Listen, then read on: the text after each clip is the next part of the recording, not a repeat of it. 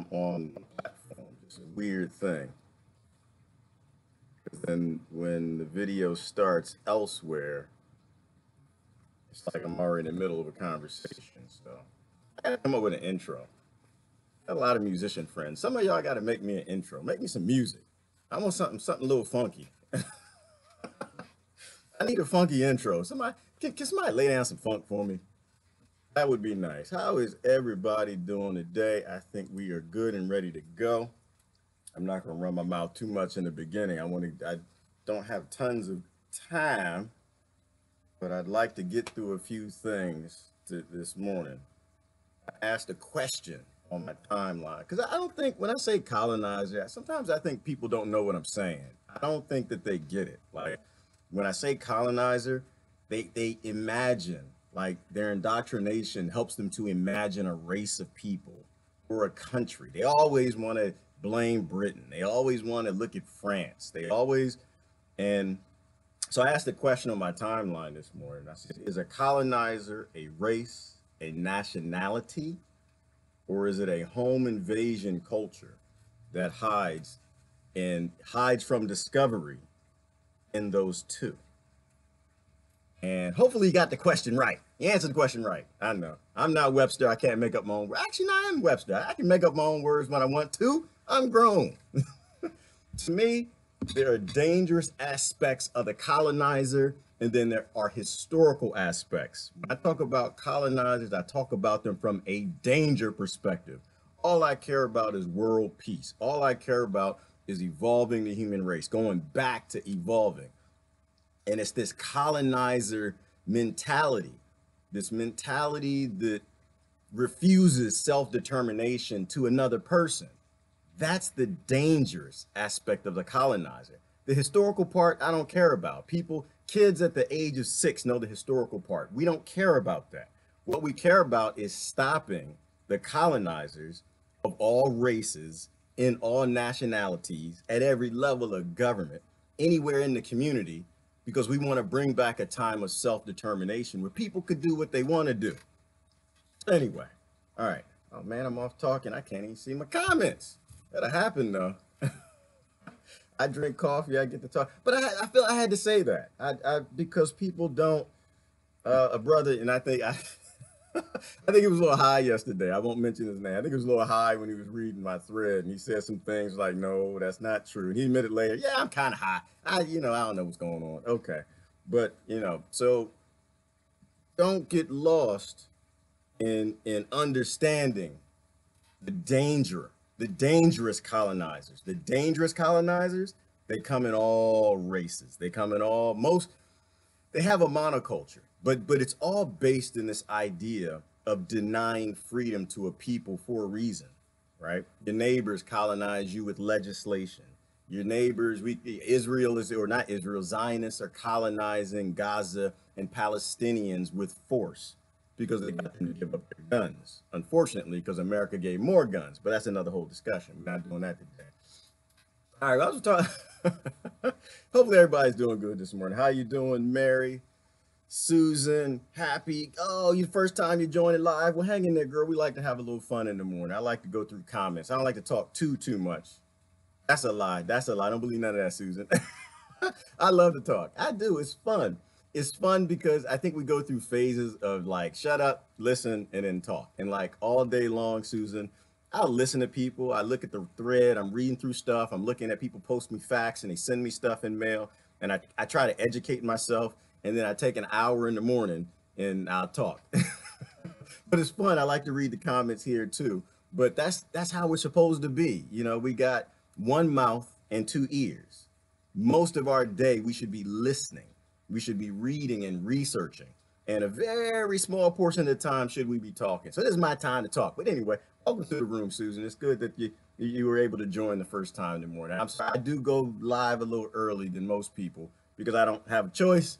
I got to pick cotton for the plantation, Susan. So that's just how it goes. Good morning, Buddha. How you doing this morning? Buddha always keeps me laughing. Brother Jimmy, milking bulls is an occupation and it pays well. Breeding with samples and $1 million endeavor. Yes, Brother Jimmy, but I'm not talking about milking bulls to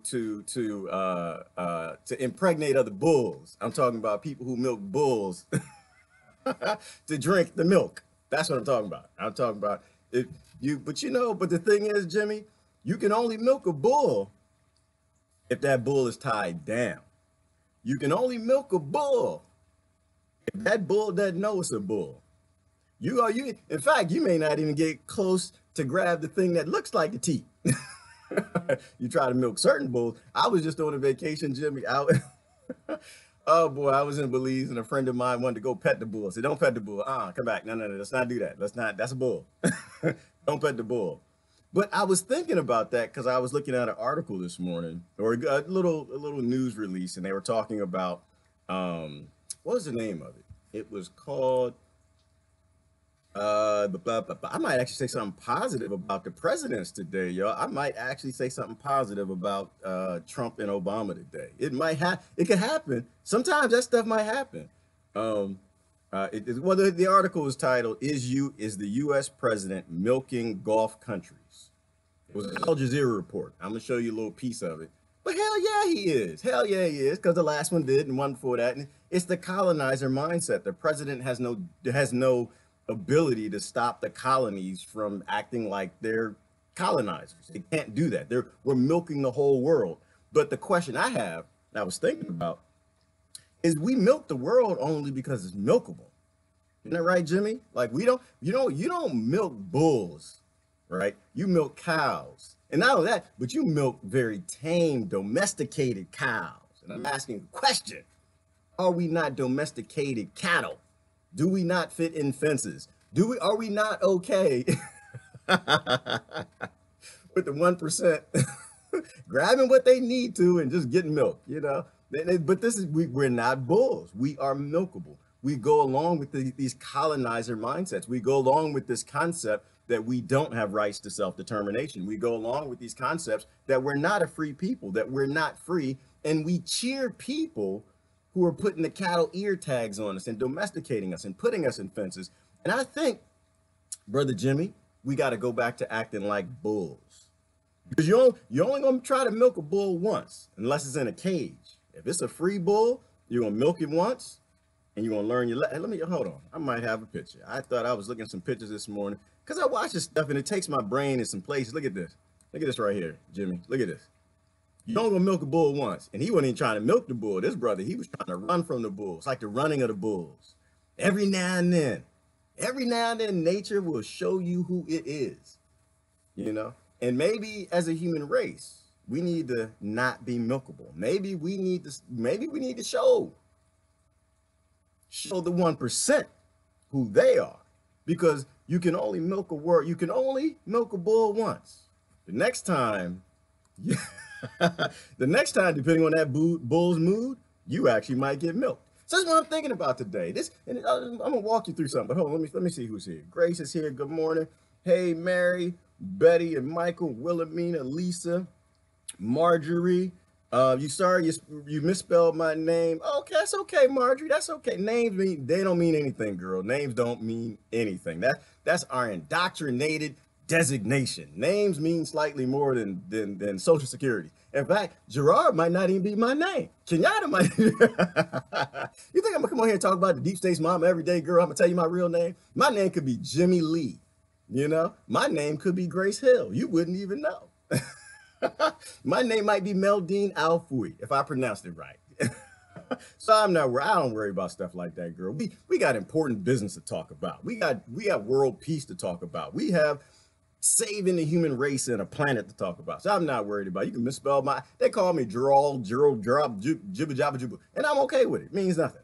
Good morning, Betty, Meldine, Sister Cindy, Amy's in the house, Snow. The inside jokes. I wish I could tell y'all everything. I can't tell y'all everything. Sandra, Lynn, Brother Ron, I ain't seen you in a minute, brother. Good to see you. Tell the wife I said hey and the kids. Brother Michael came to town, and Kathy and Dave. Okay. Lynn is in the house too. So we got a couple people here this morning. That's what I want to talk about. You only milk a bull once. I want to show you something. Let me see if I can show you this. I wanted to show you. Oh man, it was actually a good it was a good, uh-oh, what just happened? Some crazy stuff happening. What's that? Oh no, here we go. Right, that's what I wanted to show you. This is what I want to show you. Okay, it was weird. Deep state. I always blame. Well, actually, no, I blame the deep state for everything. Other people they blame Russia for everything. Maybe Russia did it. I don't know. Russia doing everything. And by the way, Skripal, it is right now my analysis. Skripal does not exist. He completely does not exist. He was not poisoned. He's not even a real person. He's a fantasy. He's a figment of the UK government's imagination. I don't believe none of it now. I'm done. You have so much amount of time before you actually have to show evidence of something. And I believe weird things, you guys. I believe weird things like people are innocent till they're proven guilty. I believe that if you have no facts to show me, you have no facts to show me. So if the UK has presented no evidence that any poisoning has ever happened, the girl's Facebook page was being used while she's supposed to be dead, dying in a hospital, they're lying. That's my analysis. I'm done with it. Now, where I am right now, they're lying. I could care less. So until the UK government comes up with something, they're lying. Meanwhile, they got a bus. Did y'all see the video with the bus? They got a bus. They got the they got the poor American ambassadors on a bus from Russia. They all crying. They got their luggage. They're just leaving the embassy.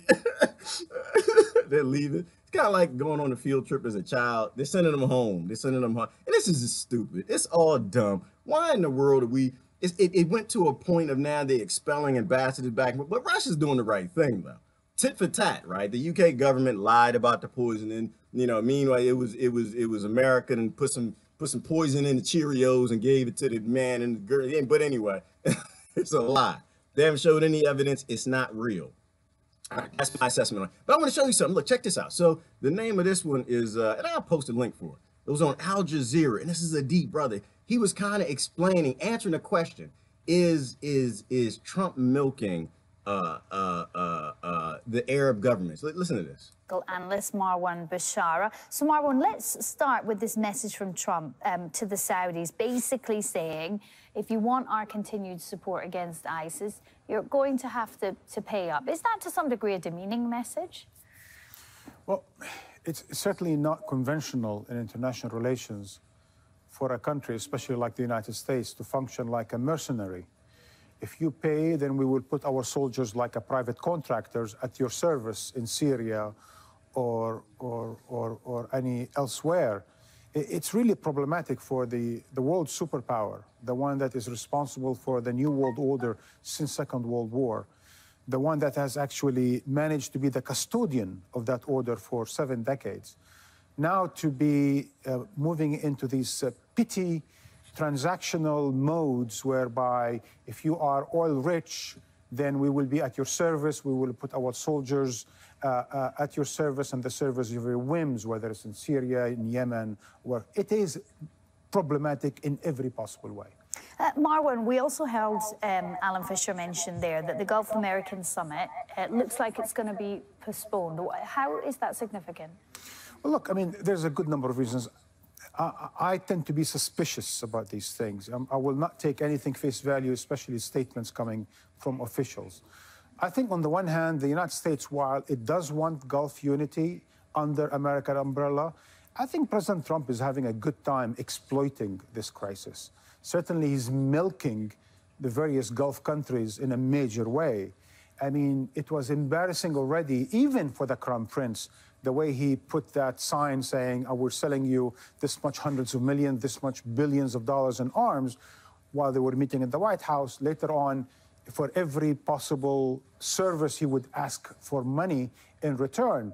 And he's done that with the United Arab Emirates, with Qatar, with Saudi Arabia, with Kuwait, and so on and so forth. I think he's not unhappy with that. That's one. Two, clearly, in terms of Qatar, I mean, they have already, and we've heard that from the various contacts, they have already implemented everything that the Americans demanded of them in terms of financing terror, in terms of coordinating on a strategic level, and so on and so forth.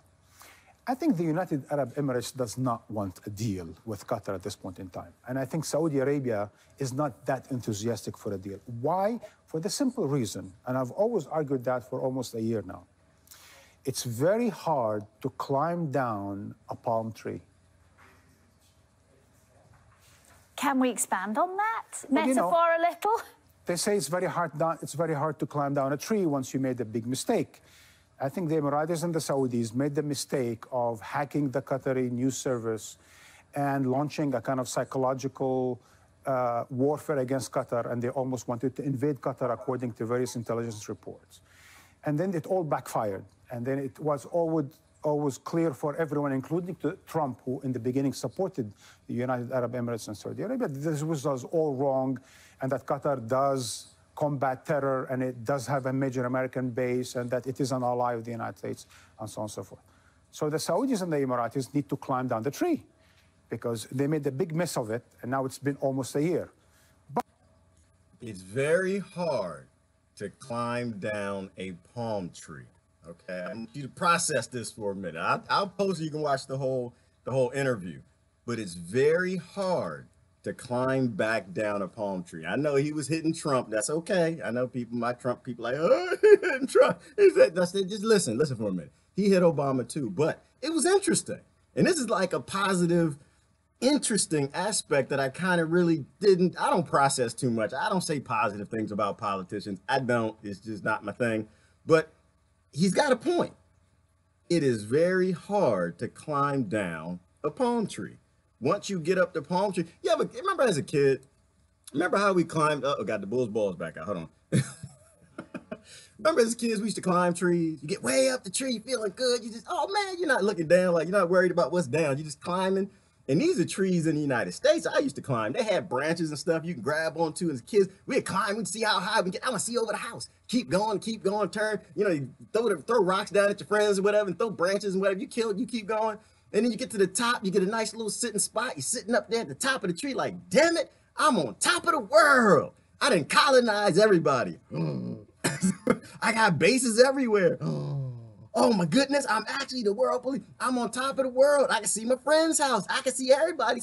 This is off the charts, man. They're all excited and stuff. I was a little kid with an afro. I was all look at that. Got all kind of acorns and stuff in my afro, and leaves and stuff and sticks and ants crawling on me. It's okay. I'm on top of the world. Looking like buckwheat. A shiny buckwheat, because my mom used to always take baby oil, a carcinogen, and rub it all on my face. I was shining at the top of the tree. Feeling good on top of the world. Everybody do what I say. And then you look down. And then you look that little 7-year-old on top of the damn tree. You on top of the world, man. You're the global police. When you say something, people move. Damn it. When you send a drone, everybody listens. When you say sanctions, everybody. And then all of a sudden you look down. You look, oh, gee, what the... What the, did somebody get daddy? Was somebody get mom? But you're at the top of that tree, like, how the hell did I get up here? Man, it felt good till I looked down. And this is what I'm thinking. And this is an American tree with branches and stuff. Imagine a palm tree. And this is what that saying means. When you're at the top of the palm tree and you got to go back down, even in the American tree with the branches, you go back down, your skin rubbing, you're trying to go down your thighs, and skin just rubbing on the side of the bark and starting to bleed and stuff, and the ants crawling there, you're trying to get down from it. And that's a tree with branches with support. America is at the top of a colonized tree, right? It colonized the entire world. And no matter who you pick as a president, they're going to have a hell of a time getting us out of the tree. And it's interesting to me. Wait, hold on, let me see if I got another picture. Oh, this is gonna go somewhere. Hold on. I'm burping a little bit. Excuse me. I got my coffee. I get excited like a little dog. I start wagging my tail, start swallowing air and oxygen and stuff, make me burp. Anyway, look at this. So look, I think I got another. So you get way, I got a picture. It's like, you get way to the top of the tree and you need to get down. And if you come down how the natives do, you're gonna be in trouble. But you also can come down with technology. Right. So America, we want to back America out of this bad position we are in, where we dominated and colonized the entire world. The UK and the whole West kind of did it. Everyone's got a little more colonies than the others, but we need to come down from this tree. Hold on, I'm going somewhere with it. Y'all hang it with me for a minute. Climb way up the tree, didn't bring no technology. But over time, technology gets better and better and better. Hold on. I got more to show you. I got some more to show you. Damn it. And then you go, oh, there's another analogy. Then you get up the tree and you got people want to come down from the palm tree with some palms. So it's easier to come down from the palm tree. Oh my goodness. Hold on. Y'all listen to y'all follow me, church. Can I get an amen? You see where I'm going with this? It's easier to come down from the palm tree with no coconuts. But then you got people who want to come down from the coconut tree or the palm tree when they want to bring their coconuts with them. They want to bring the palms with them. Is anybody following me? Is anybody? And so this is the challenge we have. Trying to come down from the palm tree, not trying to get all skinned up, but also trying to come down with coconuts. I think the last president tried it with drones. We didn't invade it. We didn't invade as many nations on the ground. We did it with drones, trying to back us out of the war. I think that's something positive Obama did. I know I said something positive about Obama. Imagine that. Backing out from being a colonizer of the world, the police state. But of course, there's only so much a deep state is going to let you do. There's only so much world banks and these people are going to let you do. And so, and what is Trump doing? So he's trying to charge services. He said, well, if you don't have the money, honey, if you don't have the money, you can't have the military, right? And so that's what he's doing. And this is what this report was about. It was about saying that, hey, if you don't have the money, you can't have our military. We are the thugs of the world, unfortunately. And so this is his plan. I disagree with the commentator talking about it's a bad plan. I don't know anything about that. But what I do know is we're trying to come out of that tree. We've milked the entire world, and now we got to get down. I think we got to use technology to take us down. This is where I'm going with this. I don't think we can keep the colonies to come down. I don't think we can keep the wealth to come down. I think we got to come down out of that tree. It's going to hurt a little bit. But if we're actually using technology, hold on, wait, I got another picture. If we were using technology to come down, it's not going to hurt the poor as much. Did I show it? I think I already showed it. Hold on, let me do. So if we use, see, they got ropes to come down from trees. They got, did I already post it? Hold on. Well, he's got a rope to come down from a tree. There was another one I wanted to show you. There's another device. If you ever seen the tree climbers, here we go, right here. Look at this. You know, but now we live in a time where we don't have ropes. We got better devices to come down from trees. This is where I'm going with this, because y'all know me. Like I always talk about, we have the automation to feed the world. We have the automation to provide food and water from the world.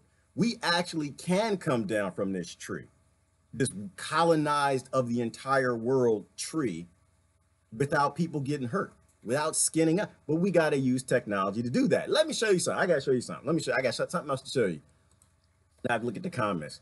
So look at this right here. I don't know if y'all remember this. This is, well, I know y'all, I don't remember it. This is the first time I saw it. I was working my way through an analogy, and I ran into this. Let me get off the trees. Let me get off the trees, hide the trees. Where the trees? That all right?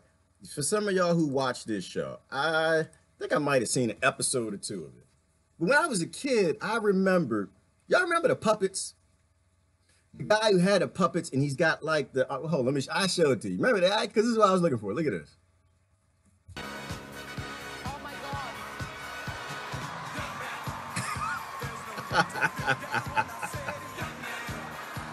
It's one dude.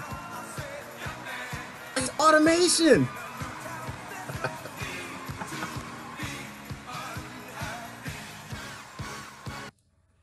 It's fun to stay at the Y. All right. I done scared some people now. People like, what the hell? All my Christian friends like, I thought he was Christian. What the hell is he doing with the YMCA? That's the devil. Hey, listen, this is why I post videos by people y'all need to listen to. This is why I post videos by Ty. God done made a whole lot of different types of people. And it's time that we lay it down. I had a good talk yesterday on sexuality. Y'all got to watch Ty's talk. It'll wake you up. Take some of that indoctrination out. All different types of people in the world. But that's not what I'm talking about. Listen, dummy, listen. One man, and he has automation, so he's controlling 5 different puppets, right? We have automation, and this is all automation is. It's one person doing one thing, but it's affecting 5 different looking, you know, it's having 5 different results, right? This is how we get out of the tree, right? People say, well, you know, you can't go to a place where people don't have jobs, man. People got to have jobs. They got to work. No, they don't. No, they don't, dummy. All people need is food, house, water. That's all they need. Then they go live their lives. You know, and being an automation engineer, which I like to talk about a lot, that's all automation is. The farms of the future are run by this. We can use automation to get the hell out the tree. All you do is, you realize there was a time where it took a whole bunch of farmers to grow 1,000,000 plants. You know, I can grow 1,000,000 plants from this thing right here, from a beach in a very sunny tropical place. I can run an automated farm and grow enough food for 1,000,000 people. You know, I can do that. And you know why I would do that? I would do it because it's fun. I would do it because it's what I like to do. I would do it because I could do it. We actually don't need you working for these massive corporations. We actually don't need to hold up this monetary side. We can actually get out of the tree without getting all skinned up in ants and leaves and sticks in your afro, man. We can come down without hurting people. This is what I was watching when I was watching the news. I was going through all this. I was like, man, this is making sense. We done milked the world. It started with colonization. We colonized the whole damn world. We didn't really realize we were all colonizers, which is why I start out that way. People don't understand what I'm saying when I say we're colonizers. We are. It's a mentality. It's a culture of denying self-determination to other people because you want to steal something from them. It's home invasion. That's all it is. And we all have it. We all live in a society that's propped up on it. It's not a race and it's not a culture. Never was. It hides in that. It hides in your ignorance of understanding that. And if you can hide in your ignorance, then you can tell other people how they have to live. You can bring them into your monoculture, which is no more than a pyramid scheme. It's not no more of a, what they call multi-level marketing organizations, pyramids, where you get to go a little higher up if you live in the UK, if you can push somebody down in the Congo. You can go a little higher up if you live in Australia, if you push somebody down in Africa. You can go a little higher up in America if you push somebody down in Puerto Rico. This is how this works. But it goes from there to we've colonized the entire world. The world is breaking and falling apart at the seams. We can't figure out what the hell is going on. The banks tell you, oh, well, you got to keep working. If you keep working, otherwise people are going to starve and die. No, they're not. Where's my tree picture at? Somebody, yeah, can I get an amen, church? Where's my tree picture at? Hold on. Is this it right here? Right here. We had not, that's not the one I want to show. Hold on. Wait. I know, right here, y'all. We can get out of this tree. And it's by using automation. Why do you think that your government hands down to you to fight automation? Why do you think they indoctrinate you and give you the talking point of automation is going to take our jobs? The question isn't whether or not automation is going to take your jobs. Hell yeah, it is, dummy. It does it better than you do. The question is, should you have a job? Or what is your job? Is your job as a human being raising your kids to be smarter, better, faster, to instead of growing 1,000,000 plants with this thing growing 3, 4, 5 million plants? Yes, that's your job. Your only job as a human species is to actually make sure the next generation is better than this one. It's not to hand them the same pile of steaming dog dung that we have. Your job, your job is to teach the next generation. Hold on, wait, let me show you something. Your job, this is why I started out. This is why it's just funny. It all links together. Your job is to teach the next generation not milk a bull. Your job is to teach the next generation. You're supposed to milk teats on a cow, not a penis on a bull. It's not going to work well for you. Your job is to teach the next generation to be a bull. To be a bull, to stop being cows, or stop letting the 1% grab you. Debbie always says it's a circle jerk. A lot of analogies in there. But your job is actually to teach them to be a bull and don't ever touch our freedom again. Your job is self-determination. You know, and this is why I love Martin Luther King. And I didn't say really nothing yesterday about it. I'm always posting on MLK. I left it alone, let other people run and talk. I think later I'm going to come on with Chris. Even brother blew up the other day on the stream. He was, somebody said something about Martin Luther King. That brother flipped. Y'all see Chris? So I didn't say nothing. I just sit back. But that was one thing he taught. He taught self-determination. He taught leave people alone, take care of people.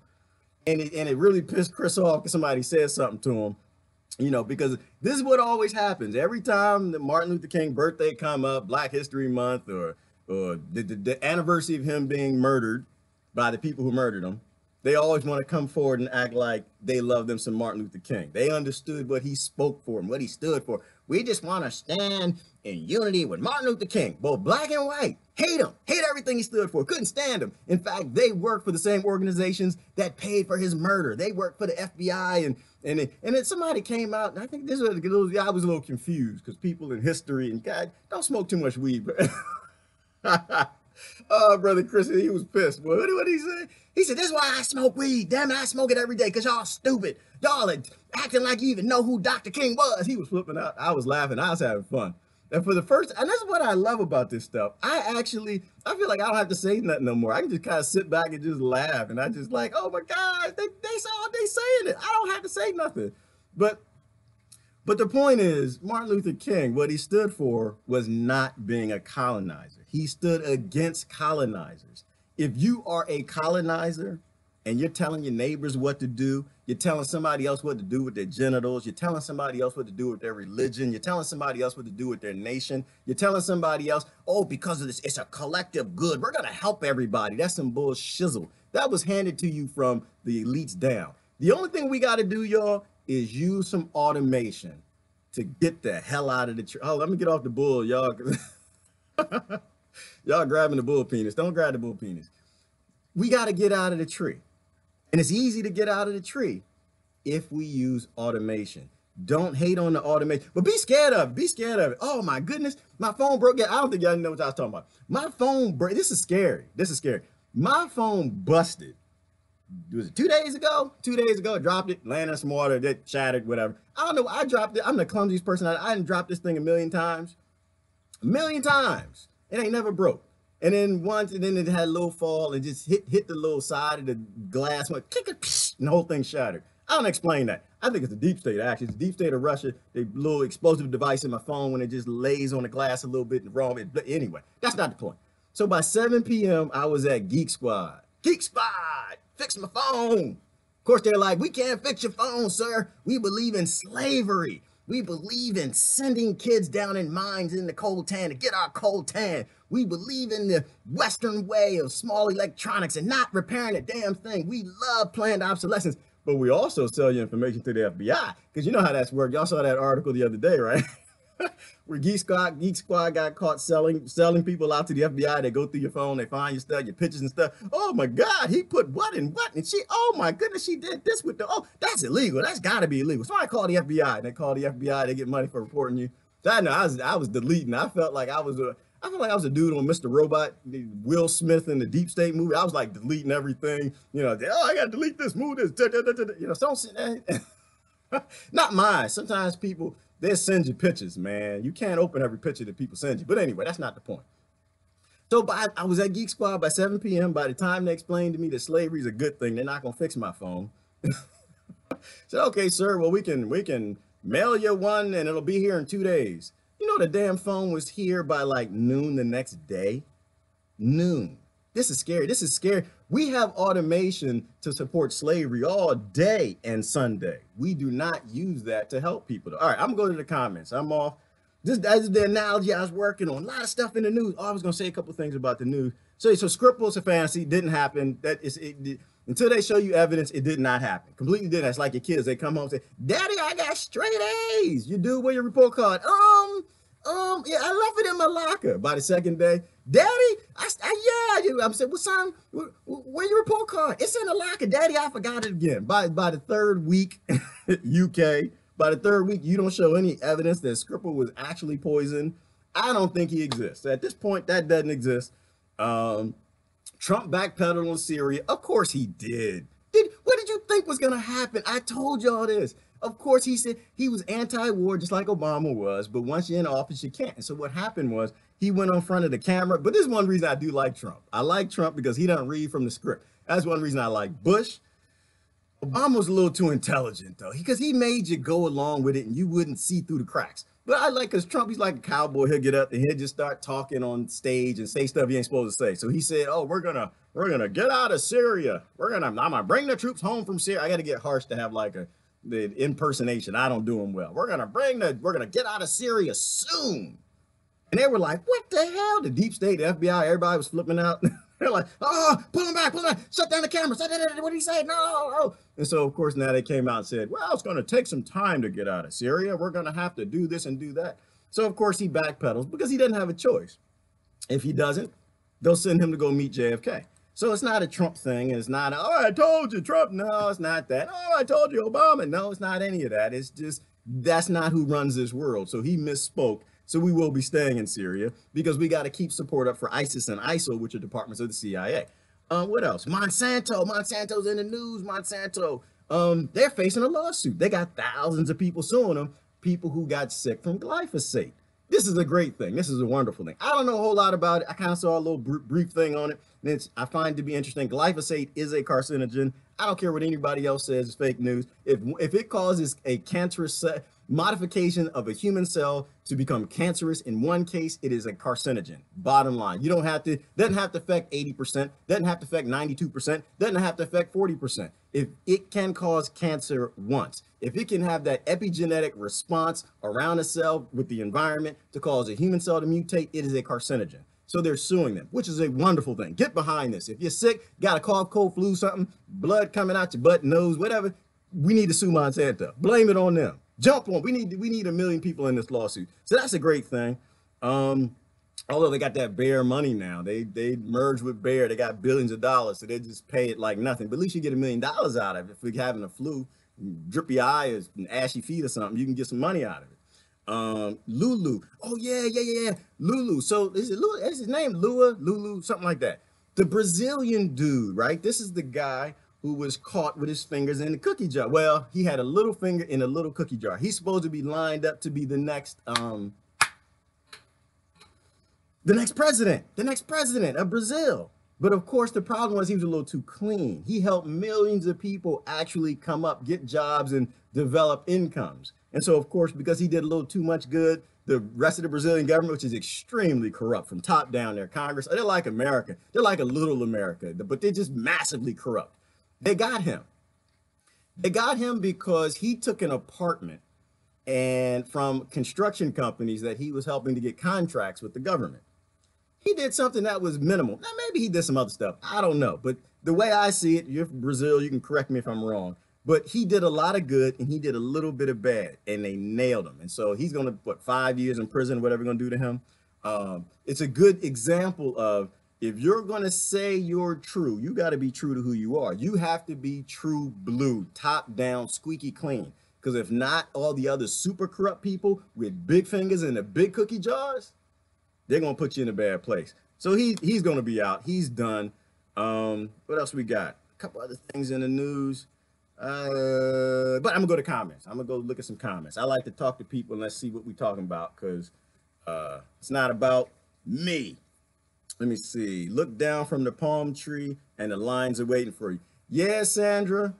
Let me see. Let me think about that analogy. Down at the bottom of the palm tree, there'll be lions waiting for you. There could be. I don't know. There could be. It's a dangerous new world, right? Building a world on abundance, using automation to fill people. I think, and this is another reason why I think people are scared of a utopian society.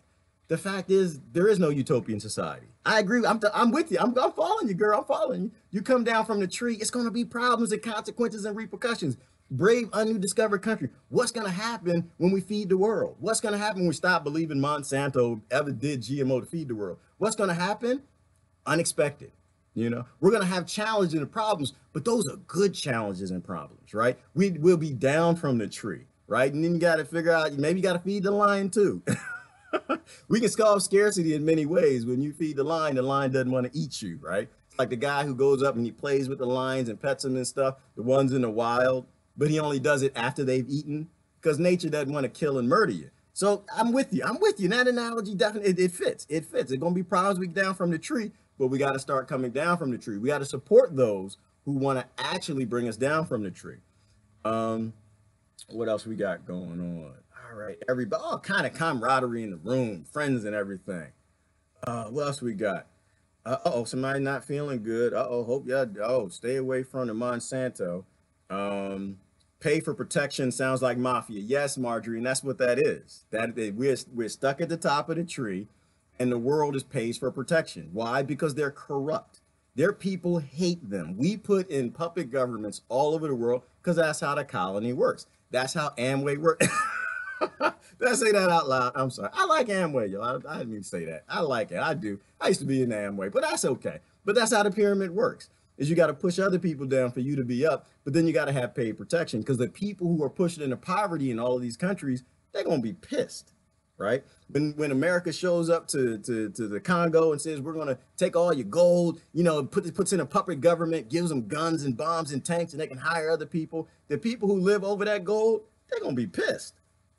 You know, and then they call them terrorism. They call them terrorists. And so, but to get America support now, you got to pay a little more for it. But it is the mafia thing. But you know, the pay was coming through anyway. The pay was coming through the banks and the Wall Streets the way it was set up. Now they're saying you're going to have to pay us directly. But to me, I'm kind of okay with that if they can't afford it. If they can't afford it, it's good. It means that we won't protect them.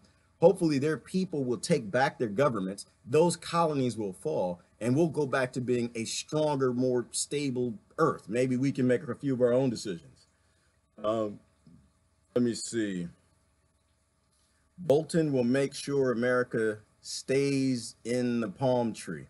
I don't know who Bolton is, Lynn, but we got to come out the palm tree. So Bolton got to go, whoever the heck he is.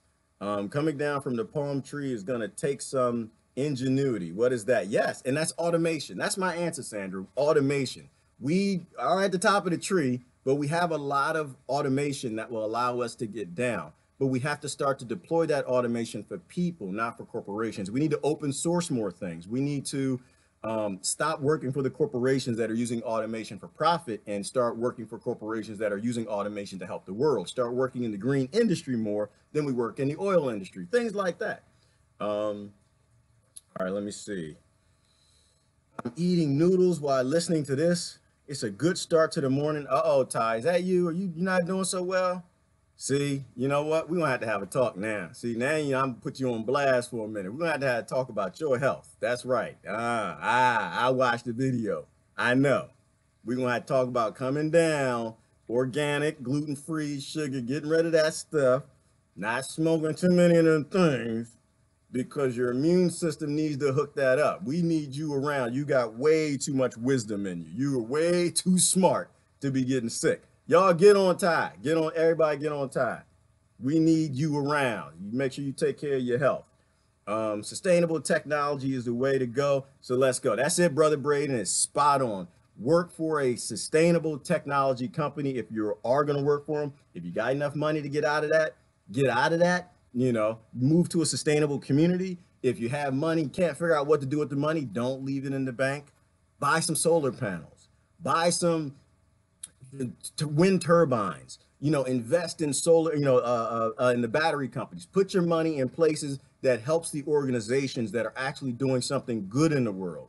Stop putting your money with the corporations that are making new crystal gold laden steering wheels for the Benzes. We got to stop doing that.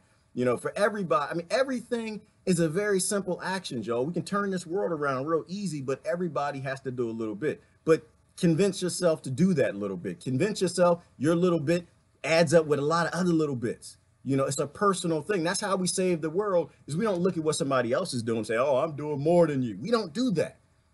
You do your bit. And once you see another bit you can do that too. And keep going. Don't worry about what everybody else is doing, because of course, the whole colony is always going to report down to you that nobody else is doing it. You shouldn't have to do it either. Make your money. Go ahead, work for the corporation. Send your kids to college so they can work for Goldman Sachs, you know. Ignore all of that nonsense. It's a personal thing. Saving the world is about focusing on you, not focusing on other people. Absolutely, brother. I haven't had breakfast. I'm on alkaline water. Uh-oh. Well, you know what? Not having breakfast is a good thing. Not having breakfast. Yeah, if you ever get bored, go out on PubMed and look up intermittent fasting. It's a wonderful thing. We talked about fasting before. This is why the religions, all the ancients that turned into religions or whatever, they all talk about fasting. Fasting actually, what does that scripture say? Some things only come by prayer and fasting. Fasting is a thing. It is a real thing. When you fast, your body harvests the white blood cells and your body makes new white blood cells. This is one of the things that they figured out about it. And so those new white blood cells are targeted to what you're dealing with now, which is part of why you feel nauseated when you get sick. because you don't eat in more food. You're fasting, your body's harvesting the white blood cells. So the new ones that it's being forced to develop are now fighting that virus. They're fighting that flu. They're fighting that cancer. Your body knows what it's doing. Your body, trust your body. Oh, absolutely trust your body. But just the beginnings of things are starting to discover. And that's why it's a fascinating time to be alive now, because they're figuring all these things out. Yes, Marjorie, it's an empire. The empire must fall. Yes, Teresa, manifest destiny. That's got to come. These colonizer mindsets. But, you know, we say things like manifest destiny and what they say, white man's bird and stuff like that. They come up with these things, and it makes people have a historical view of the colonizer. And we can't have that. It's not the 1800s. We need to have a modern day view of what a colonizer mindset is. And anybody who's actually living a colonizer lifestyle, who's promoting it, we need to tell them the honest truth, which is no, you actually don't have anything to do with Martin Luther King. If Martin Luther King were alive today, he'd slap the hell out you. With love. If Gandhi was alive, he'd slap the hell. So don't sit here and act like you praise Martin Luther King or Gandhi or John Lennon or JFK or anybody who actually tried to do anything good for the world, because you are what's wrong with the world. You're colonizing the world. Let me see. We can make an automated ecological farm. Yes, Braden, we can make an automated ecological farm. We can grow food for the entire world because it's very old technology. None of it's new. It's just this mindset that they hand down to people that we can't do it. It's too expensive. We, you know, whatever. And of course, war comes and we can make 1 million tanks a day.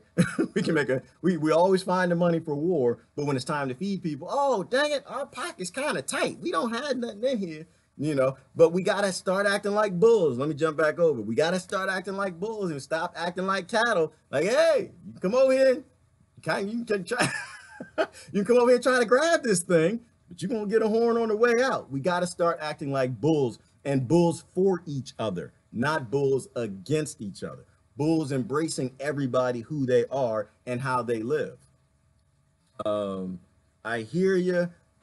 I am fortunate to get help to live without a job, too ill to work now, but many in the world don't have this. Brother Phil, yeah, and Phil, that's okay. You know, it's okay. I'm supposed to support you, right? When you get sick, I'm supposed to look out for you. Society's supposed to look out for you. When I get sick, you're supposed to look out for me. That's how we do this. And that's the whole purpose of automation. All of our ancestors died making technology to survive better on this planet so we could thrive, not just survive and live, but actually thrive. And thriving comes from when somebody gets sick, you help them. Somebody's about to die, you save their life. You don't ask why. You don't ask who's going to pay for it. You do it because it's the right thing. When your politician starts a war, you back down and you say, you know what? I can't support you no more. When your politician's supporting a famine of 20 million people or oppressing people in Gaza, say, listen, I used to like you, but you're doing this. And that is one main thing against my morals and my ethics. We got to go back to being people with moral and ethics again. We got to get our integrity back. And that's when our neighbors start to trust us. So, brother, I'm sorry to hear that you're sick, but that's what we're here for. It's not called welfare. It's called being human. It's not called a handout. It's called being human. It's not called, you know, these are the things that make us human. This is our job. It's our job as a species to take care of each other and the next generation. That's our job. Our job is not to work for a bank. Let me see. Better question, is your technology waterproof? Mary, everything's waterproof. You know, even my phone is waterproof. They got these, that's why you can't open them anymore. Used to, when your phone break, you could open it, take the battery out, fix it, you know, take the battery out, plug it back in, the Bill Gates solution. You can't even do that anymore because the phones are waterproof. You can waterproof anything. You know, we can have massive gardens that are floating out on the ocean. Ever look up aquaponics in the Aztecs or the Incas? We used to have massive rafts where they grew food out in the ocean. Or in the rivers. We can do all of that, but we need to have the will to want to do that. We need to have the will to want to be better and to take care of people, but we're all sitting stuck in jobs, working, trying to fight over resources to push other people down, because that's how competition works. All right, let me keep going down. Let me keep pushing down. The problem is the mindset we have. How do we change our own mindset to believe is possible? Well, Cindy, I don't think we can change anybody else's mindset, right? Like, I don't try to, this is why I don't debate with people. Like, I don't think we can change anybody. You can only change yourself. And so I focus on changing myself, learning more, all that I can, and doing more. And I'll speak about it. And some people will embrace that truth and other people won't. You know, like some people, you know, they're not going to understand this till the very end. It's okay. We love them too. But we have something to do now for our kids, right? We have to do this. And so I think it's an internal thing. And it's like raising kids, right? Like you do best by example, right? You live by example. I posted something last night. Oh, it was wonderful. What did it say? Somebody posted. I look at y'all's post, man. I get all excited. I'm like, man, people getting it. This is cool. It was a picture of a kid. Let me see if I can bring this up. Right here. Look at this. Look, I'll probably get in a little bit of trouble for this one. That's okay. It is children are given are given. All right, wait, I'm reading the wrong side of the screen. I can't read. Daddy can't read. Daddy can't read. Look, children are great imitators, so give them something great to imitate. We have to give kids something great to imitate, right? If we actually can, I got to jump back. I just wanted to show you that real quick. You got to give kids something good to imitate. We teach best by example. Kids can spot a hypocrite. Our friends can spot hypocrites, right? And intellectuals, people can see that. So we live by example. All we can do, I think, Cindy, is we have to fix our mindsets. We got to, and to me, that's why I always try to look at things down to the base, down to the root.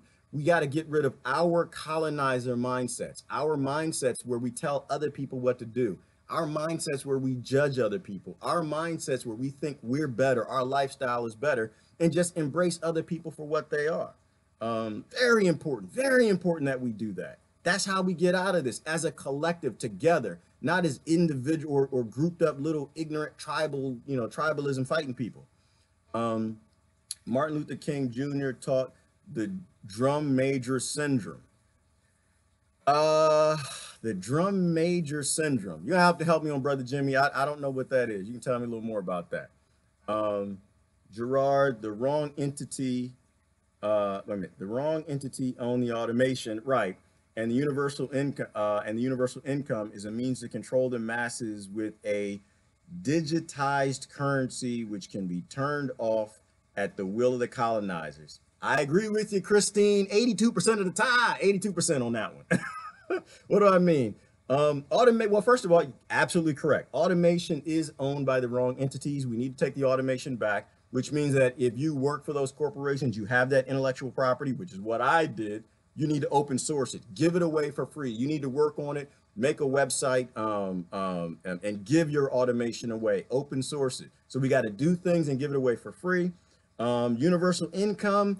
I say now on universal income, I like universal income, and I'll explain why I like it, Christine. I like universal income because it is a stopgap solution, right? It is a step towards no money, right? We need to make sure that people are taken care of, and unfortunately, right now, our society requires money. I think we can turn it off tomorrow and we'd be fine, but most people don't feel that way. They're scared, and so in the meantime, there are people who are really doing bad, right? They're kids in the Appalachian Mountains, they're kids in Gaza, they're kids in the ghettos, they're kids in Africa. They're kids that are doing really, really bad all over this world. And we got to make sure that they don't die while we're climbing down the tree. And the only way to do that is that universal basic income, which is why I like it. It's a temporary solution.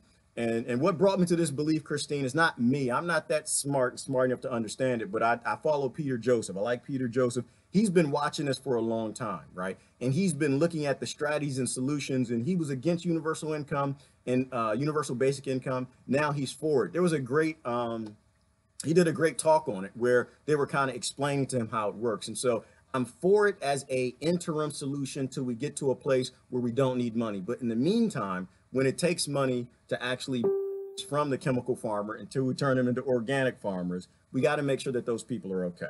But we mostly agree, but we have to have, I think, a strategic plan, and then we have to have a long-term plan. And that strategic solution, it has to be to make sure that people stop dying. We got to take care of the people that are sick and poor. Read letter from a Birmingham jail. We still need change now. Yes, we do, brother Kevin. We got a long way to go, but that's because we gave a dream to the colonizers. We let the colonizers talk about the dream. We have a dream. We love Martin Luther King. No, you don't. No, you don't. You don't have a dream. It's a nightmare. Look around the world. Y'all did. It's a nightmare, right? We got a dream. We're gonna fix police. No, you didn't. No, you don't. Look around. It's a nightmare in America. It's a horrible nightmare. People are doing bad, real bad. That's a nightmare. What a beautiful tree. It's a beautiful tree. Let me go down. I'm way lost in comments. Let me see, make sure I try to hit as many people as I can. Oh, y'all got a lot of comments here today. I can't read the long ones. I apologize. I'm not the best reader. I'm not that smart. Don't ever believe I'm smart. Give me phrases. Give me some emoticons. Give me some short, the monosyllabic. Give me the big words. I can't repeat. I can't say your comment. That's not gonna happen. I'm not smart as brother Chris or Ty or Debbie or Claudia, any of those harsh. I'm not that smart. I need short words, little words, y'all, little words, little phrases and stuff. Otherwise, I have to read the comment later. All right, brother Skip, what you got to say?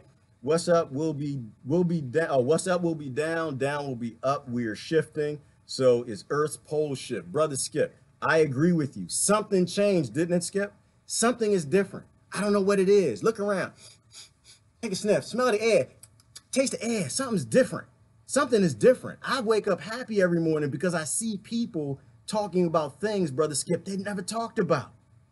I see people talking peaceful revolution. I see people talking the truths. I see people moving away from these politicians and these parties and this tribalism. Now, is it enough, brother Skip? I don't know. But to me, it tells me that the people who said that we move through different vibrations and segments of the universe, the Milky Way galaxy, the physics and the pole shifts and the magnetism affects our brain, we think bad, worse, whatever, something's changing. I don't know what it is. Maybe they realize they spotted the chemtrails and they're not spraying as much aluminum. People starting to get some of their brain thoughts back. The aluminum starting to break down in their brains. They can make brain passageways to the frontal lobe, making decisions, but something feels good. And we need to embrace that good, and we need to share that good. We need to keep pushing in this good direction. I see people who used to be majorly extreme, brother Skip. They used to be really extreme in ignorant land. And I see them sliding back toward the moderate. I see them talking to people they used to not talk to. And that's important. That's how we get out of this. Let me see. Brother Jimmy said, I'm being censored from a comment. I don't know why. Brother Jimmy, I'm sorry. And I don't know. I couldn't tell you why. You said something true. When you say something true, they don't like that, which is another interesting point. There was something in the news I did want to mention. There was, where is it? Yeah, it's on censorship. It was on censorship, and it had to do with brother from Facebook. Look at this. It didn't, the data issue did not affect 40 million people. Look at this. You're not. Nope, don't look at that. Don't look at that. Don't look at that. Student. That's not. Don't, please don't look at that. Don't listen to that. I don't know what she's saying. Don't know what she's saying. None of that's. Facebook has come in for heavy criticism after it was revealed the data of millions of users had been shared with outside parties. Initially, it was thought by media sources the breach took in 50 million users. Now it's been revealed by Facebook itself after an internal review. The figure is much higher, 87 million. Facebook CEO Mark Zuckerberg told reporters on a conference call he had no plans to step down and the company would change the way it handled users' data in the future. Now, we have to go through every part of our relationship with people and make sure that we're taking a broad enough view of our responsibility. It's not enough to just connect people. We have to make sure that those connections are positive and that they're bringing people closer together. It's not enough to just give people a voice. We have to make sure that people are not using that voice to hurt people or to spread disinformation. Boo! We're gonna stop there. Let's bring it back. Let me see if I can show that video right here. We gotta talk through this, people. This is the problem. Nah, Mark, that's a problem. So, but before I say this, and I'm gonna go all the way down to the comments. So I'm current. I missed a lot of comments, but I'm current with the comments. It's a scary thing, right? So I'm gonna preface this with my basic understanding, right? Facebook is not your website. It's not my website, right? Facebook, like YouTube, like Instagram, Twitter, these are cafes, right? We all meet in a cafe to talk. We all meet to conversate and talk it up. But the cafe owner, if they don't like what we're saying, they can ask us to leave. So I get the censorship, and I'm against the censorship because it's wrong, and I want them to change their policies, but I do understand it's their land. But the thing that bothers me with this, the thing that's a little scary is, listen to what he says. I'm going to take it back. Listen to his exact words. So this was just about how the data that they shared with, what was the name of that business? It went to not just 40 million users, but they said Cambridge Analytica, that they actually had access to everybody's data, and they suspect some of everybody's data actually got out, and a lot of 87 million people's data got out. But that's not what I'm focusing on. Listen to what he says, because it's important to understand what they believe in and what they're trying to do. They're bringing people closer together. It's not enough to just give people a voice. We have to make sure that people are not using that voice to hurt people or to spread disinformation. Right. And so that's a problem, right? So you want to bring people together, great thing. But then they're saying, they also want to use that to guide the information that people share, disinformation. And the problem I have is that in a time where none of us actually know what's true, we need opposite opinions. We need the disinformation. It's good to have liars around. You know why? It's always good when you have liars around. It helps you to spot what a liar looks like. It helps you to spot their eyes and their emotions and how they comment, and the other people get used to it. It's a great thing to have disinformation because it makes other people smarter. It's always good to have a storyteller in the bunch. Why? Because the storyteller tends to be entertaining, tends to be funny. Then after a while, you just, that's a storyteller, whatever. That's what they feel, but that's okay. But guiding the information is a very scary thing. Because then you can guide it to be the way you want it to be. You can guide that information that works well with your indoctrination and your beliefs, and that's not how a world community works. It has to be all information. So listen to the next part of it. And it's not enough to give people tools to sign into apps. We have to ensure that all those developers protect people's information too. Our next focus. Facebook didn't tell any of its people's information too. We have to ensure that all those developers, not enough to give people tools to sign into apps, people or to spread disinformation, enough to just connect people. We have to make sure that those connections are positive and that they're bringing people closer together. Listen to that. It's not enough to just connect people. We have to make sure that those connections are positive and that they're bringing people closer together. That's a problem. That's a huge problem. So no, you don't want it to be your job to make sure people have positive connections, right? That's happy bunny kittens and people dancing. No, we don't want that. We want truth, right? There's sometimes iron sharpens iron. Sometimes you're not supposed to make a positive connection initially. A lot of the positive connections I have with people, they never started positive. They started really horribly negative. Like I said, I like to call people sellouts as sellouts. I love them to death, but if you're selling people out, I'm gonna say you're selling people out. Nobody wants to hear that, especially if it's them or the people they support or they like. When I say things about some of the presidents, people get upset. But the reality is, all interactions aren't supposed to be positive. That's not how communities are built. Communities are built on truthful interactions. When you interact with people, you are who you say you are. You have your facts. They are who they have their facts. You might meet on really bad circumstances that end up coming to a very positive place. So I think it's a dangerous thing to kind of guide that. I'm talking about it because I think Brother Jimmy talked about censorship. He's being censored, but that's what they're doing with the censorship is they're trying to determine relationships of people and bringing people together the way they want and who they want. And that's a problem.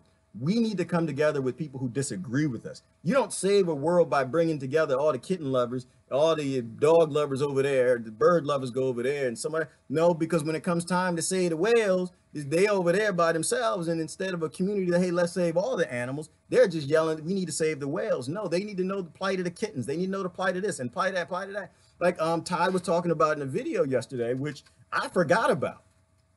I completely forgot about this. I'll say it wasn't on the top of my mind, is that we basically lost a whole generation of people. We lost a whole generation of people to HIV.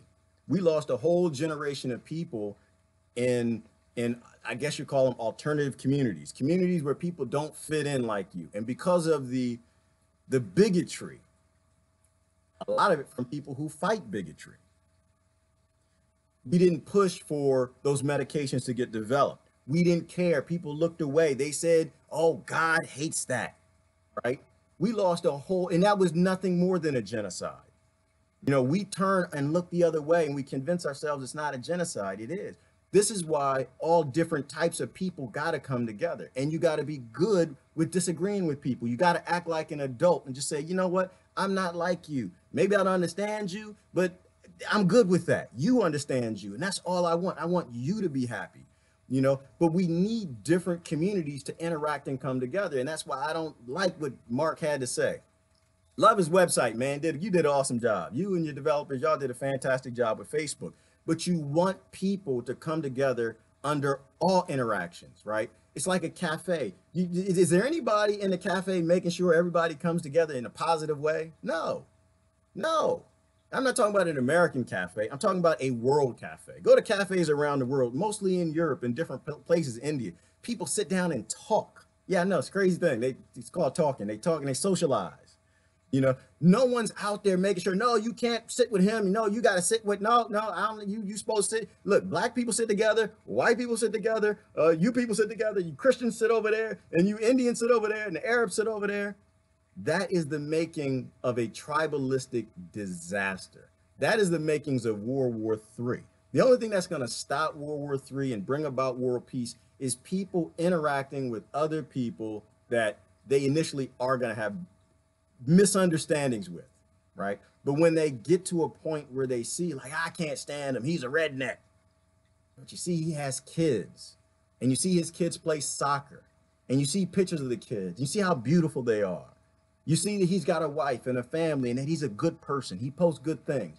It makes you question, you know, initially I was interacting with him. He said some stuff I didn't understand. I could have swore that, you know, that he was a bigot and the talking points came down, but he doesn't seem to be that way. Like Brother Bill Bunting. You see that his grandkids are black. Whoa, I saw his picture. I thought he was a redneck. I thought he was out in the woods, in the jungle. Lots of guns and bunkers and, oh man, just the people that the left tells me I'm supposed to be scared of. Man, the guy's talking about love. Maybe I caught him on a bad day. Maybe I said something he misunderstood. Maybe, you know. So that's why I'm not for the censorship. And I think the social media companies, you guys got to turn around and you got to pull back. Y'all can help us save the world. You can help us bring about the end of the world too. You know, but we can't have algorithms that are based in tribalism, sectioning people off. That's a mistake. It's not your job to bring people together under the circumstances you want, or bring people together that you want to come together and keep other people separate. That to me is a bad idea. So I disagree with that. And hopefully, Mark, when you watch this, you know what I'm saying.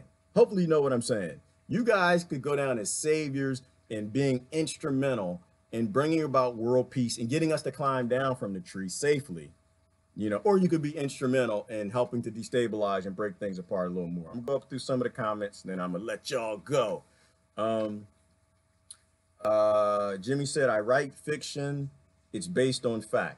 Fiction based on fact is a great thing. I think Hollywood is the way out. I think our storytellers and our writers really help to get positive messages out. I think most movies have more information hidden in that we have to see than just the pretty pictures. And we have to pay more attention to the underlining analogies and the meaning of things. Like when I was a kid, we used to do this all the time. You'd watch something, read a book, and you always focus on pulling out the meaning from the story, not just the story. You know, everything is a story and they're entertaining, but there's meaning. There's always a deeper meaning for humanity. And I think you got to pull that out. And I think sometimes the writers and the authors, Jimmy, they don't even know that. I think they make these stories and movies and they don't know how much human depth they put into them sometimes, but we got to pull it out. So let's see, Lynn said, hopefully they are learning, Jimmy. I'm not sure what that refers to. Quick to dead bull like a matador. That sounds like a song, Crystal. And yeah, but yeah, so getting to the whole bull thing, and that was the bull analogy I was going with. Yeah, We need to be the bull that, and from the running of the bulls. We don't need to be the bull with the matador anymore, because that bull had his horns taken out. That bull is tired. That bull's already stabbed and bleeding. That bull is always chasing the red, isn't it, Crystal? The bull is always chasing the red. I wonder, is that not what the most extreme of us do? We take the talking point and we chase after the red flag and we try to run into it, and meanwhile we're getting stabbed in the back. That's going somewhere, isn't it? That's kind of making a lot of sense. We don't need to be that bull anymore. We need to be smart enough to know that we've been put into a ring, that the matador's holding a red flag, and don't run into the red flag. Run into the matador. Stop chasing poor people. Run into the actual 0.01% colonizers and bankers and people with the colonizing mindset that are causing the problems, which is why you're in a ring to begin with. And when you get your chance and you can get to run in, is it Italy? When they had the running of the bulls? When you get to run in the street, stab as many of them mothers as you can. Get in there. Oh, you know. I like to see the pictures where the bull got the horns going up somebody's butt like that. I love those pictures. I love them. I don't hope the people die or nothing. I don't want none of that. But you need to learn a lesson, damn it. I'm a bull. You know, as a world, as human beings, as a species, y'all, we got to go back to being bulls. We got to go back to being protecting our young. That's what the horns are for, because we got one job: to stick them in the anus of anybody who would hurt our children or hurt the next generation. That's our job. A few more and I got to get out of here. Order followers are our problem. Wait a minute. Order followers are our problem, right, Crystal? Yeah, the lemmings are our problem. We have too many lemmings. We don't have people who are acting like adults. We have people who are acting like the little lemmings in the show, and they're just following each other, and they're not questioning what's above them. You always got to question what people hand down. You always got to question the orders. Never follow orders, because the orders tend to always come from who? Somebody with a colonizing mindset. Why? Because they're taking away your self-determination, because you now work for them. They're giving the whole basis of their being in order. To me, that's a colonizing mentality.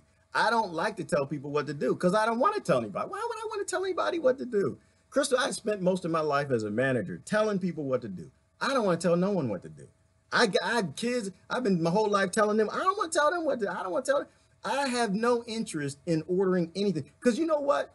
People are more interesting when they do them instead of doing me. We have too many order followers. Absolutely.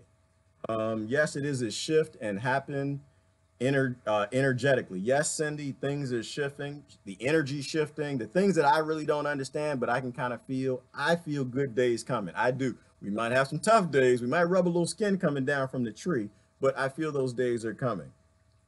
But you know, probably somebody, Lynn said, bull Zuckerberg, bull shite Zuckerberg. Yeah, well, you know, he's, I think when you get big, it's what happens to you. It's like Assange and everybody else. You know, you have a chance to make a change. You have a chance to do something great. You do it, and then they come for you. Right? The old good versus evil struggle. You can make a great website called Facebook that does bring people together, but once the evil people who actually run this world see that you're doing that or it's happening, they're going to come in and they're going to say, hey, listen, brother, hey, nice site, kid. 19 years old, huh? You did that? That's wonderful.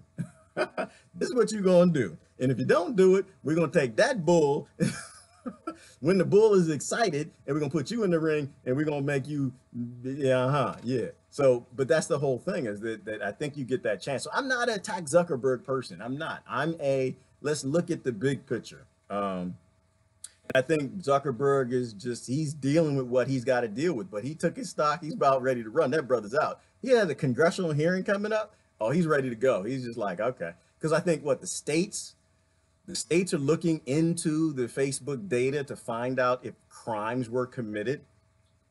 Man, that's a thought, you know, a world, but he's not going to prison. Don't say that. And I don't want in prison. Like I said, I don't think he's the problem. I don't think it's mid-tier, and he's upper mid-tier. You know, he might be upper mid-tier, but I don't think he's the problem.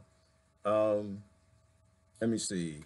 One of my G+ contacts from China is listening to you. Okay, brother Herb, thank you. Thank you, China. Hey, China, how y'all doing? Everybody say hi to China. China, we love you. Yes, we do. We love everybody. We love everybody. Thank you, Herb. Appreciate it, brother. The more input we get from people around the world, the smarter we all are. Those of you who have international friends, you got to chime in, right? This is how this works. We can't have Western perspectives. We can't have group perspectives. We need international perspectives. I think the same thing is happening all over this world. And people need to come together on that. So who decides what is the truth? That won't hurt other people, right, Gabrielle? And that's the thing that's why you can't have a truth ministry, because whoever decides what is the truth, that's a really powerful person. Like Facebook can pick the presidents of the world. Facebook can pick the next president. There's no question about it. But that's why I think they jumped in. You see a lot of major censorship happening, is they understand that now. And the deep state wants to control that. And they want to make sure y'all get behind and make sure that Hillary Clinton's next president, or Joe Biden, or who's some crazy people on the other side? Sarah Palin. They want to make sure they get their crazy people and the people who will actually follow orders and do precisely what they want and not get in front of a microphone and say something that makes sense on occasion, like Trump and Obama.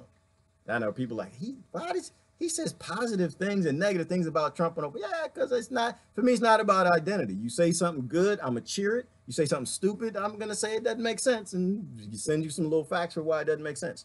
How can they make the decision? Okay. Well, I already read that one. Let's keep going down. I'm gonna get down to the bottom comments. I'm trying to see if I missed.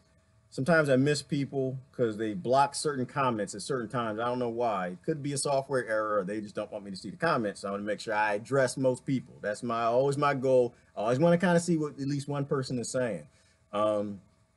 Yes, we learn from diversity, Gina. We not only learn from diversity. Diversity is how we work, right? Multiple decisions, multiple decision paths. All our brains work different. They all have experience from all over the world, from different aspects and different jobs that we've done. And when we share all that information, all that diversity, man, Gina, we just, that's how we got here, right? We circumnavigated and populated the entire planet, working together and sharing information until these colonizing mindsets realize how valuable information is to keep from people. So the more we share and the more diversity we have, the more power we have. But it also involves us pulling back on the divisive things, right? Some of us, we still have words we got to start to move away from. Some of we have words that are racist in nature.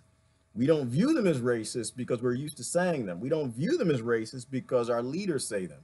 But if the word offends other people, if it's anti-religion, anti-atheist, anti-this, that, or the other, we need to back away from that, right? It's like one of the things I used to say is if you start off with your conversation with the Arabs or the Muslims or the whites or the blacks, it doesn't matter what you say next. What you say next is going to be racist.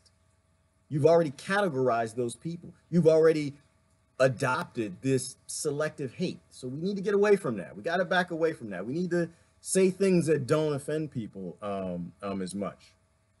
And that's how people come together, is getting away from offending people. Brother Don, welcome to the house. Outstanding description of Zuck's misguided direction. So important to encourage broad perspective and discourage perspectives. Integration is much more preferable to segregation. Yes, Brother Don, it's how we can have a future. Short of that, we aren't going to have a future. I just saw something Brother David posted. I completely agree with this. The censorship needs to stop. They are even doing this on YouTube. Yes, David, they are. They are censoring like crazy. And in fact, Sister Debbie, they completely shut her down on Facebook last I checked. And I get it. Like I get that. And I talked to Debbie about it. We have conversations about it. There's certain things that they won't let us say. And the problem is, though,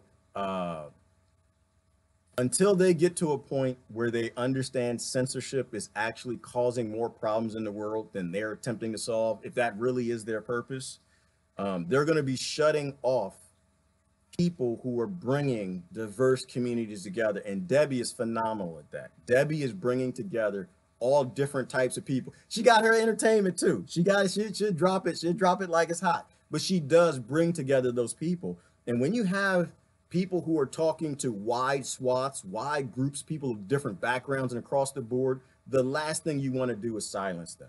That is extremely destructive. You know, so my issue with Facebook isn't the data. I could care less about the data. Why do I care? Y'all don't even know if this is my real name. I don't care what kind of data they put out there to some corporation try to sell me something. I don't believe in slave technology. You can show me your tiddlywinks, your Cogswell cogs, your spacely sprockets all you want. I'm not going to buy them. You know, I spend very little money. I fix most of the things that break if I can fix it, or I endure with it. I'm about to get rid of my coffee machine, you guys. I was trying to work on that this morning. And I'm pouring coffee again the manual way. I'm going to go to the French method. I'm going to go back to the French press. I think the coffee probably tastes better that way anyway. But because I'm not going to buy their crap, so I could care less about the data. What I care about is the censorship. I think that they want us to be selectively outraged about the data, and the data has nothing to do with fixing the world, because they don't want people talking about the censorship. The censorship is far more important. This whole Facebook jail thing has got to stop. Censoring people who are talking has got to stop. You got to let adults deal with other people who are difficult to deal with. It's how they learn. It's how we learn. We need to develop an internet commenting culture that's mature. It won't mature if you don't let it. It's like kids growing up. You know, as kids, we used to go ride bikes to other neighborhoods. We get on the bike, man. Go to another neighborhood, got your gang of friends, 2, 3 of y'all. You know, you meet another gang of kids. What's your name? My name Bobby. My name Gerard. Okay, let's play. No, let's fight, you know. But it teaches you how to interact with people, and you develop a mature culture after a while. This is what's wrong with kids who live in these smartphones, is socially, you're not allowing them to mature to deal with people on a personal level. The internet has to get to a point where it has mature interactions. You can't shut it down and censor it while people are learning to mature. And if people can mature in that way, then they learn how to talk to each other like adults in media, and not offend people and not say things that piss people off because they never thought about it from another perspective, but they didn't mean any harm by it. And that's how you turn a world of cows back into bulls. You have to let them interact. You have to let them find their way to maturity. And then at that point, we can show the people who come to milk us what these horns are for. These horns are for in case you come to milk us. Ain't no teats under there. And we're going to shove one of them horns in you. But anyway, I'm done with it. Listen, that'll go the wrong way, so I don't want to go down that road too far. This is Gerard. Listen, thanks for hanging out. Y'all have an awesome, wonderful day. Love y'all. Bye-bye.